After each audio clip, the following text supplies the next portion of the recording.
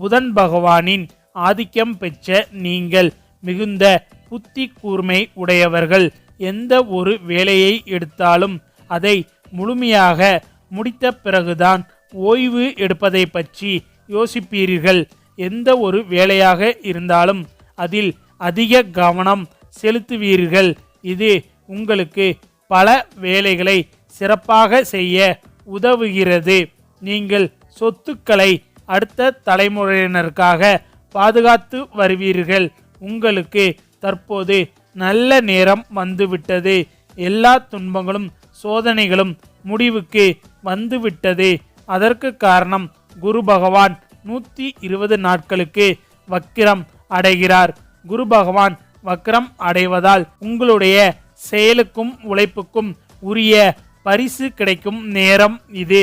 நேர்மையாக உழைத்தும் எந்த பலனும் இல்லை என்று நினைத்து வந்த உங்களுக்கு இந்த பிரபஞ்சம் அள்ளி கொடுக்க போகிறது. நீ தயாராக இரு. இனி எல்லாவற்றையும் நான் பார்த்து கொள்கிறேன் என்று குரு பகவான் உங்களிடம் சொல்ல வருகிறார். குரு பகவான் வக்ரம் அடையும் பொழுது உணர்ச்சிகள், ஞானம் மற்றும் பாதுகாப்பு ஆகியவை உச்சத்தில் இருக்கும். வாழ்க்கையில் ஏற்பட்ட காரிய தடைகள் நீங்கும். உறவுகள் பலப்படும். தொழில் மற்றும் வியாபாரத்தில் மிகப்பெரிய மாற்றம் வரும். தொழில் செய்பவர்களுக்கு லாபம் இரட்டிப்பாக கிடைக்கப் போகிறது. திருமணம் ஆகாதவர்களுக்கு திருமணத்திற்கான யோகம் ஏற்பட்டு இருக்கிறது. இன்னும் சிலருக்கு ஆன்மீகத்தில் ஈடுபாடு அதிகரிக்கும். மேலும் சிலருக்கு இது ஒரு எச்சரிக்கையான காலமாக இருக்கலாம். ஏனென்றால் குரு பகவான் வெகுமதி கொடுப்பது மட்டுமின்றி திருந்துவதற்கும் கற்றுக்கொள்வதற்கும் தயாராக இல்லாதவர்களை தண்டிக்கவும் செய்வார். குரு பகவான் ஒருவரது ஜாதகத்தில் மிகவும் சுபமான, நல்ல மற்றும் சக்தி வாய்ந்த கிரகமாக கருதப்படுகிறார். அவரது பார்வை உங்கள் வாழ்க்கையை பிரகாசமாக்கி விடும். இப்பொழுது குரு வக்ர நிலையில் வருவதால் அதிக பலத்துடன் இருக்கப் போகிறார். இதனால் உங்களுக்கு சாதகமான பலன்கள் கிடைக்கப் போகிறது. மேலும் குரு பகவானின் வக்ர காலம் டிசம்பர் 3ஆம் தேதிக்கு பிறகு மிதுன ராசிக்கு வக்ரமாக செல்கிறார். அதாவது 2026 மார்ச் 12 வரை வக்ரம் அடைகிறார். எனவே குரு வக்ர நிலை உங்கள் ராசிக்கு எப்படி இருக்கும் என்று தெரிந்து கொள்வோம். கன்னி ராசிக்காரர்களே, தற்போது உங்கள் ராசியில் இருந்து உங்கள் 12ஆம் வீட்டில் குரு பகவான் வக்ரம் அடைகிறார். இங்கிருந்து வக்ர குருவின் பார்வை உங்கள் 4ஆம் வீட்டில், 6ஆம் வீட்டில் மற்றும் 8ஆம் வீட்டில் விழுகிறது. 12ஆம் வீடு என்பது எதை குறிக்கிறது? கன்னி ராசிக்கு 12ஆம் வீடு என்பது செலவுகள், விரயங்கள், அயன சயன சுகங்கள், ஆன்மீகம் மற்றும் சுப செலவுகள், மருத்துவ செலவுகள் மற்றும் வீண் செலவுகள் என பல விதமான செலவுகளை குறிக்கக்கூடியது.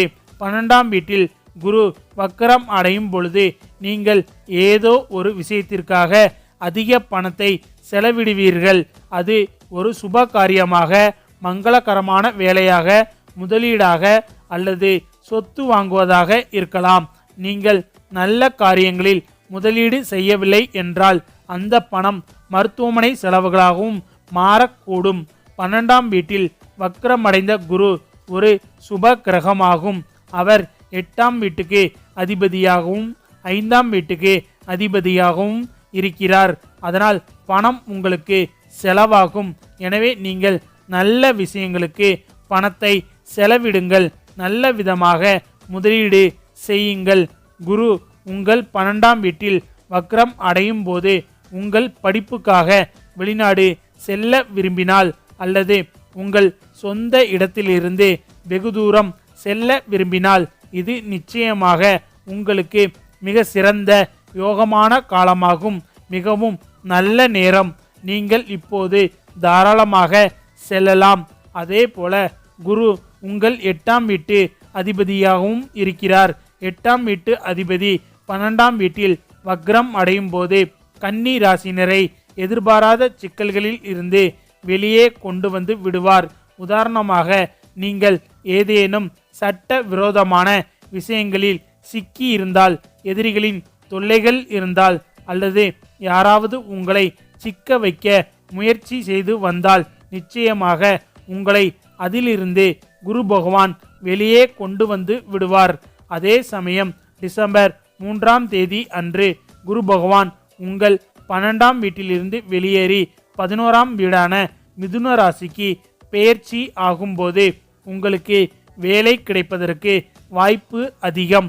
மேலும் இது உங்களுடைய பதவி உயர்வுக்கும் ரொம்ப நல்லதாக இருக்கும். அதாவது வக்ரமடைந்த குரு பகவான் 11ஆம் வீட்டிற்கு பெயர்ச்சி ஆகும்போது வேலை மாற்றம் செய்வதற்கு நல்ல நேரம் ஆகும்.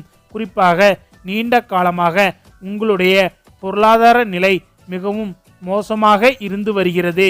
பணம் வந்தாலும் அது எங்கே போகிறது என்பதை உங்களால் புரிந்து கொள்ள முடியவில்லை. உங்களுடைய பணம் யாரிடமாவது சிக்கி அது திரும்ப வரவில்லை என்றாலும், அல்லது உங்களுக்கு பணம் கொடுத்தவர் தினமும் வந்து வாசலில் நின்று தொந்தரவு செய்கிறார் என்றாலும், மேலும் ஒட்டுமொத்தமாக உங்கள் பொருளாதார நிலை மிகவும் மோசமான நிலையில் இருந்து வந்தாலும், உங்களுடைய வங்கி கணக்கில் இருப்பு தொகை குறைந்து நீங்கள் கஷ்டப்பட்டு கொண்டு இருந்தாலும், இந்த இக்கட்டான சூழ்நிலையில் இருந்து குரு பகவான் உங்களை காப்பாற்ற போகிறார். வருகின்ற டிசம்பர் மாதம் 3ஆம் தேதிக்கு பிறகு உங்கள் வங்கி கணக்கு இருப்பு அதிகரிக்க போகிறது. உங்கள் பணம் எங்காவது முடங்கி கிடந்தால், நீங்கள் ஏதாவது கடன் போன்றவற்றுக்கு விண்ணப்பித்திருந்தால் தடைப்பட்ட அந்த வேலை தற்போது நிச்சயமாக உங்களுக்கு சாதகமாக வரப்போகிறது. அதாவது இந்த டிசம்பர் மாதம் 3ஆம் தேதிக்கு பிறகு நீங்கள் உங்கள் வங்கி கணக்கில் மிக நல்ல முன்னேற்றத்தை கொண்டு வருவீர்கள். மேலும் இது உங்கள் குடும்ப திட்டமிடலுக்கும் மிக நல்லதாக இருக்கும்.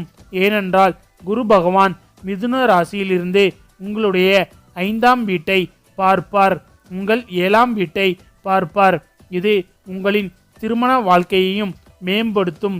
நீங்கள் உங்கள் வாழ்க்கை துணையுடன் சேர்ந்து ஏதேனும் வேலை செய்கிறீர்கள், அல்லது அடுத்த ஆண்டு 2026 தொடக்கத்தில் ஏதாவது செய்ய விரும்பினால் நிச்சயமாக ஒரு புதிய வேலையை தொடங்குங்கள். அந்த வேலையை உங்கள் வாழ்க்கை துணையுடன் சேர்ந்து செய்யுங்கள். உங்கள் வாழ்க்கை துணையின் வார்த்தைகளை புரிந்து கொள்ளுங்கள். அவர்களின் பேச்சை கேளுங்கள். அவர்களின் ஆலோசனைகளை, பரிந்துரைகளை நீங்கள் நிச்சயமாக ஏற்றுக்கொள்ளுங்கள்.